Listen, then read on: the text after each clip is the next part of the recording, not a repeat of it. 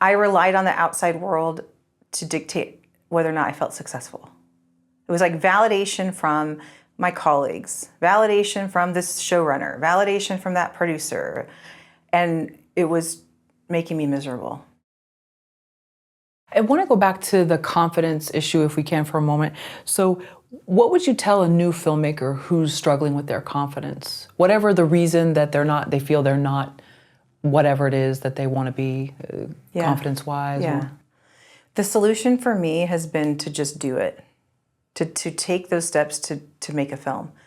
And there's so many resources now online that help to craft, like I think pre-visualization and crafting the plan of how to execute what you want was a huge help for me too. Where I was like, okay, now I can see exactly what I want to do on the page or through like the apps that we're using, and then execute that when we're shooting.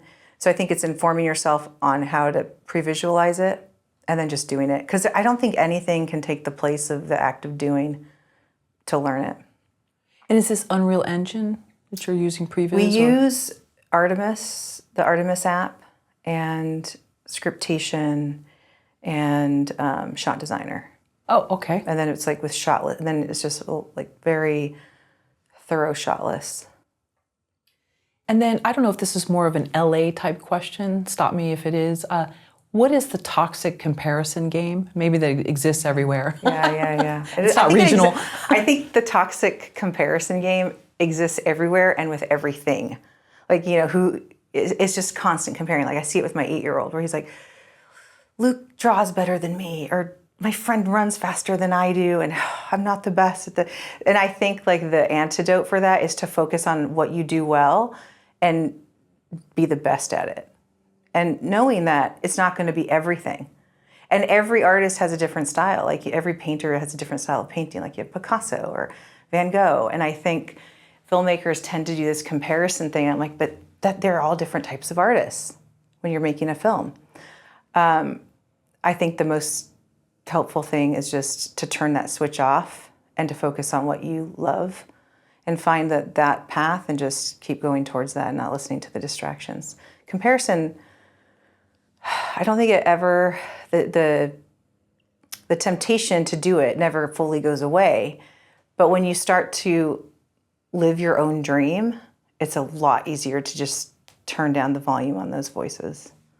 Yeah, I agree. I think once you start doing something and you find your groove with it and you enjoy it, if you see that someone else maybe is getting more of something, as long as you can say, hey, can I stay in my little lane and enjoy it, then I think, but it might take a while to get to that point. That's true. Because we're so inundated with, 30 under 30, and this person's oh my gosh, done all this stuff, and 100%. All sort of celebrity markers of success. And so, yeah, I agree. I think you said previously, comparison is the thief of joy. It's one of your mottos. Yes, yep, that is a big one for me, because for a long time I was taking myself out. I myself was taking myself out because I was like, oh, I'm not good enough.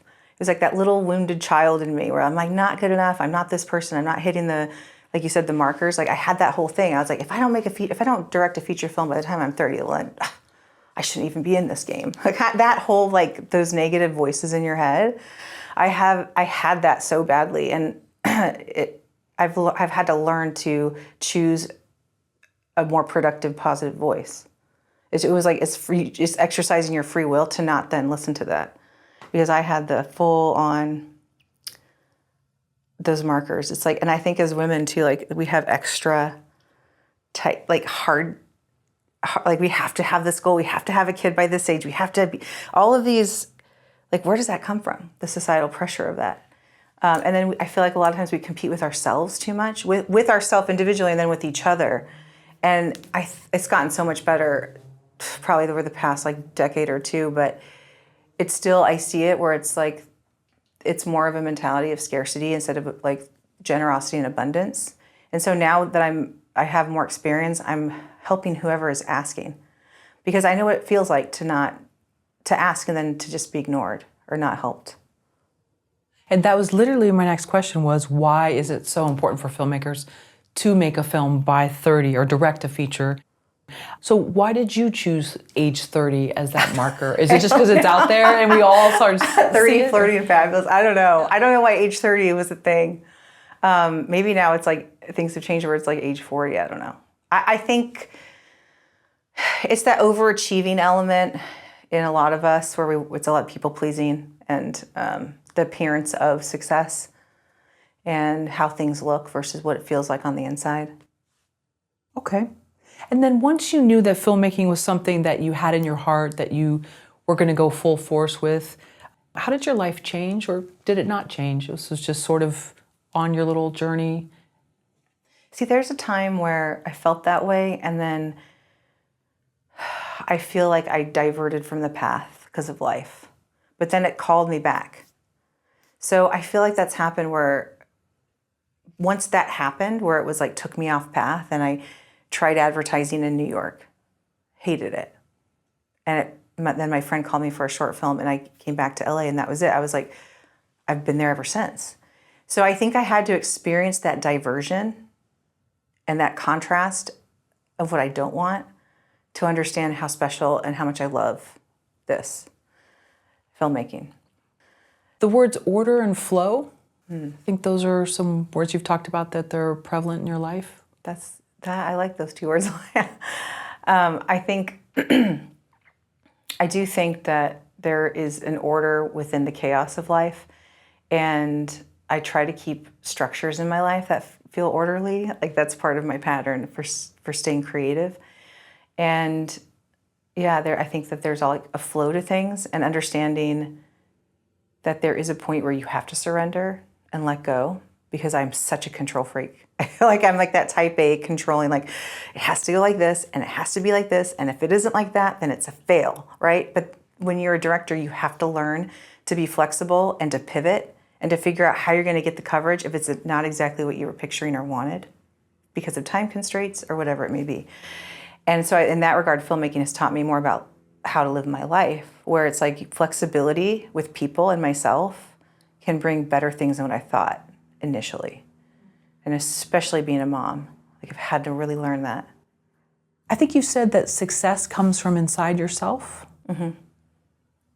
Was this always the case? And then how do you define it now? Like you talked about sort of this fish out of water experience, which I find so fascinating, like living in these two different worlds, and then realizing what was important to you. Mm-hmm. Mm-hmm. Yeah, you ask really good questions. Oh, thank you. They're actually combinations. Some are his. They're I can't so take credit. insightful. It's like, wow, this is important. Yes. So to me, I think that for a long time, until maybe like 5 years ago, I relied on the outside world to dictate whether or not I felt successful. It was like validation from my colleagues, validation from this showrunner, validation from that producer. And it was making me miserable. I was living my life all with exterior validation about my career. I don't tend to do it with the other parts of my life, but with my career, it was very much external validation. I thought that I needed that to be successful. And when I had my son, it took me out for like a year and a half. Like I couldn't do the work. Well, I wasn't even being asked. Like I had a baby and it was like, oh, Deborah's out. It wasn't even my choice. But that year and a half taught me, like, they don't say who you are. They don't get to say who you are. You say who you are. Now you're a mom. And you can get back into it. And I did. And I felt like that was the thing that was like, now learn to define yourself and look inside yourself for the success that you want to see in the outside world. But be in there inside yourself with that first. And I think like, even with like festivals or with this film, I had to go through that process again of like letting go of the expectations that I wanted to feel successful with the film and just doing the best job that I could do and feeling like this is right. I'm good with this now. And then surrendering. And then that's the moment I think like when life comes back or the rewards come back, when you're not so tight about everything and what it's supposed to look like. And just how you said when you came back from Columbia to go to high school in Northern California and kind of like you were over some of the superficial stuff, do you think being a parent also sort of opened your eyes? I mean, I'm not a parent, but I know it's life-changing and people change. And Oh yeah, so it's like definitely like the most important thing I've ever done in my life. And I do feel like my experience with my son was totally different than, well, I mean, who knows? But we all have different experiences with birth. But he almost died when he was born. And so when I saved his life myself, and then he was in the hospital for a while, and that was another thing that was like shaped what's actually important. Like, what are the priorities now? You've been through this. Is this that? Just that contrast of like, wow, that is could be a real tragedy. I don't know if I could survive it. To like, oh, you didn't get into that festival? Okay, so that was another big shift for me. And I just remember like some moms, everybody wants their kid to be like the perfect example of like the perfect child, or just hits the markers and does this. And Levi's a really smart, talented kid, but people are like, oh, do you need to help him put his jacket on? Or there's certain things where it was like, I don't care, he's alive. Like my son is alive. I don't care if there's like issues here, or he's not reading it or that whole kind of thing. And it was more like, just throw that away and I'm just very happy he's alive, and I get to experience his growth and be his mom.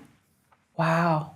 I did not know that from the research that I did. So it was very informative. Wow. Yeah, it was a very like a traumatic experience that I grew a lot from, a lot.